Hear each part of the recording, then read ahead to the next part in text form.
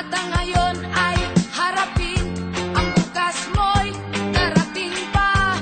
Kaya't huwag sanang damdamin, pagkat ito'y payo lamang mula sa akin, kaibigan, na sa iyo'y nagmamahal.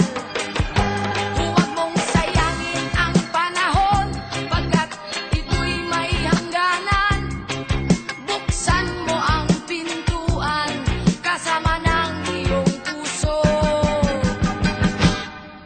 Tinangay na ng hangin ang masamang panaginip, kaya't bigyan mo ng puwang ang puso mong nalulumbay.